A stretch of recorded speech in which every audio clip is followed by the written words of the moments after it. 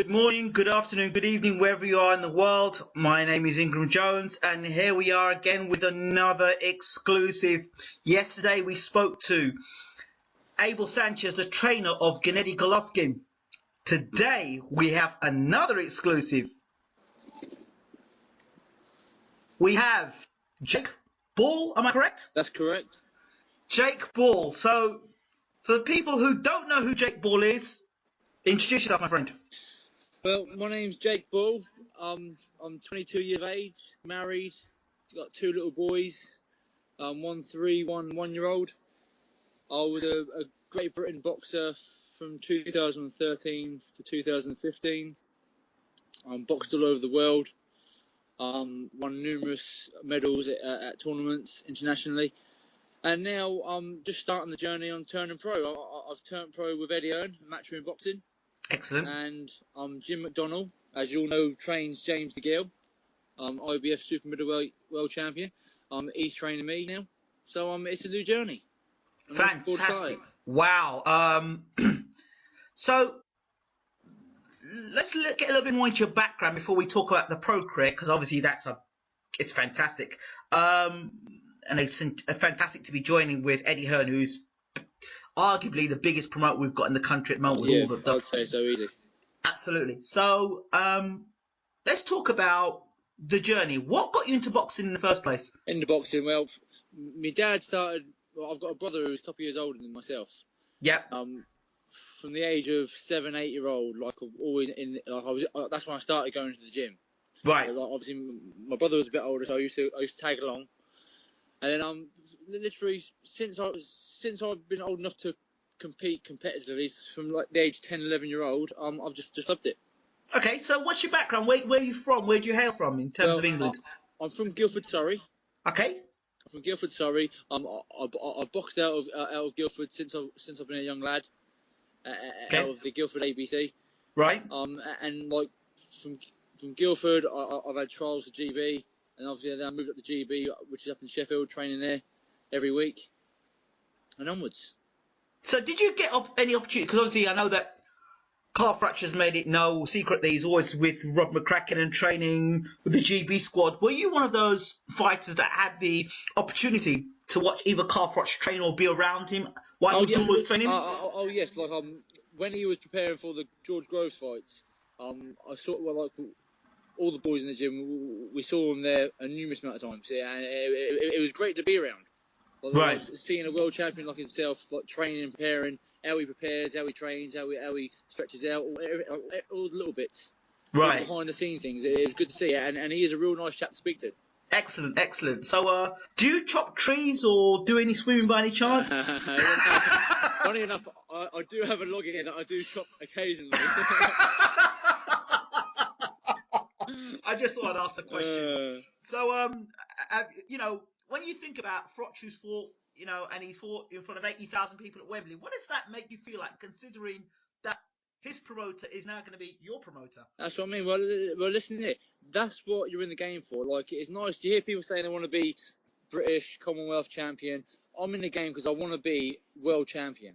Right. Now, obviously, to get there, you've got to go through them titles, but that there is my goal.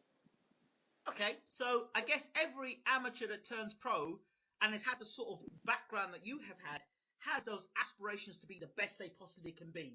That's right. But with me, obviously, with the likes of Eddie Hearn and Jim McDonnell behind me, I believe that I've got a good team behind me to get me there eventually.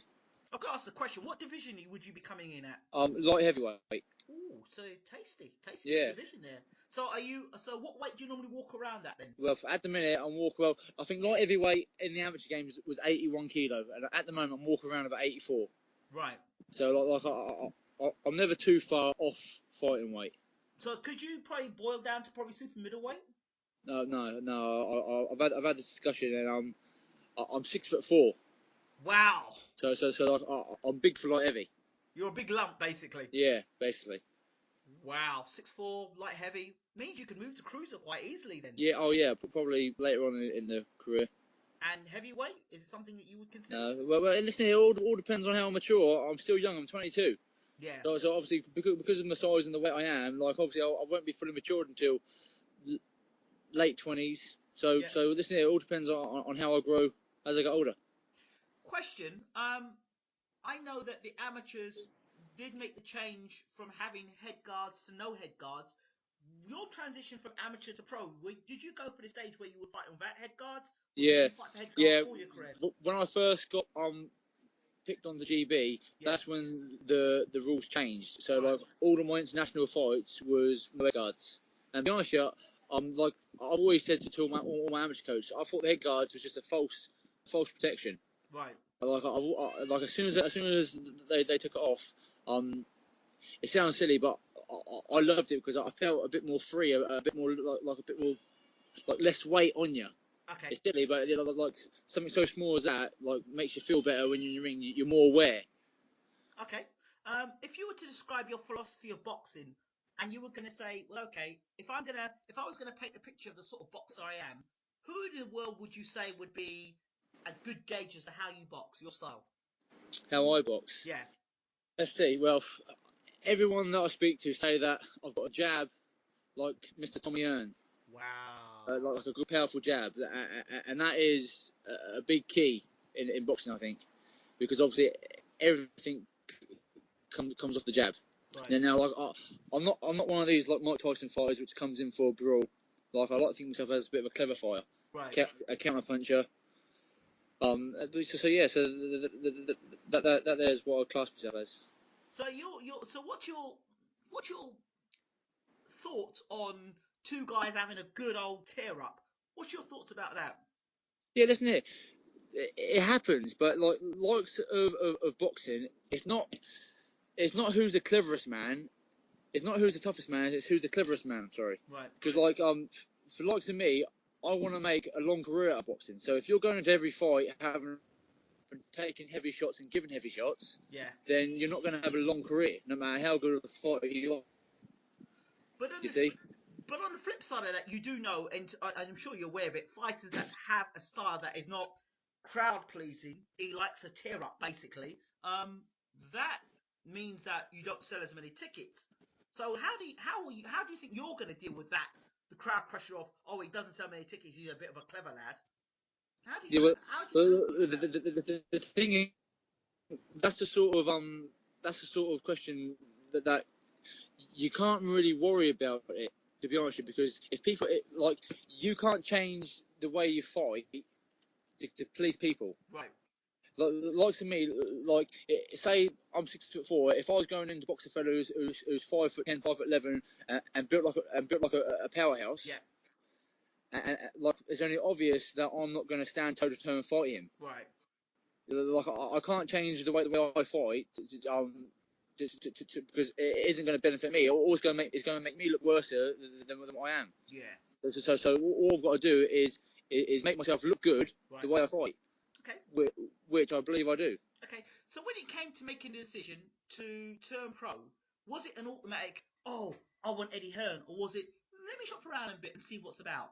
Yeah, no. Well, what happened? Because how it happened is we got speaking to Jim McDonnell, and from like end of February, March time, when James DeGale knew he was fighting Andre Durrell, I was asked to come up and spar with him in preparation for his camp, preparation for his fight. Right. So like for the first, I'd say, because he had a long camp, because obviously he thought it was going to be in the April, then they won the purse bid, and then it got put back over 4 weeks. Yep. So for the first 8 weeks of his camp, I was his main sparring partner. I was his only sparring partner. Right. And then so obviously chatting to James, chatting to Jim, and then there's all saying, "Oh, listen here, you make a fantastic pro." And then Eddie Hearn ended up coming down and watching us spar. And then I was got chatting to him from there. And then that's how it happened. Oh wow! So it wasn't a case of you chasing Eddie Hearn. It kind of, you just were in the right moment at the right time. And yeah, exactly. Oh wow! So that's not a bad thing. So I mean, now, so has it been announced that you've signed with Eddie, or is it still announcement to happen? No. The announcement is next week, next Tuesday. Okay. And how are you feeling about meeting the public as the new, the next thing from Eddie Hearn, the next fighter? Listen, I'm excited, man. That's what it's all about. Okay. What about the the height machine, which I'm sure you're aware of with other fighters, and unbeaten records. What does that mean to you? Listen here, I think, of course, boxers are in boxing to win. Right. It isn't about fighting well and I fought well this time, better luck next time. It's a winning sport. So of course you want to protect that O for as long as you can. Right. So it's pointless saying, "Oh no, as long as I fight well, it doesn't matter." It does matter, because if you win, then that's when you're moving up and you're getting to where you want to go. Right. So in your mind, having had the experience you've had fighting around the world, how do you see your first year going? Do you see yourself as one who's going to get fast tracked, or do you see somebody who's going to just take his time and, you know, build his way slowly into the professional career? Yeah, well, the thing is, the likes of that, I'll leave all that to the likes of Eddie and Jim. Like I'll be in the gym. I'll be training hard. I'll be ready for any fight that they want me to put forward to me. Right. Okay. So like, like obviously, listen here, it's completely different to the amateurs now. Like the likes of rounds and the way you got to slow yourself down. So but obviously, if they think I'm ready and they want to test me, then listen here, I'll be 100% ready for whatever they put in the ring with me. Sounds fantastic. The other thing about obviously turning pro now is expectation. When you were amateur, there were expectations of you, and I'm sure you had expectations of yourself. Do you feel that expectation is going to be a problem for you, or do you think it's going to be something that's going to make you a better fighter? Yeah, no, be honest with you, I think it's nice people thinking you're going to do well.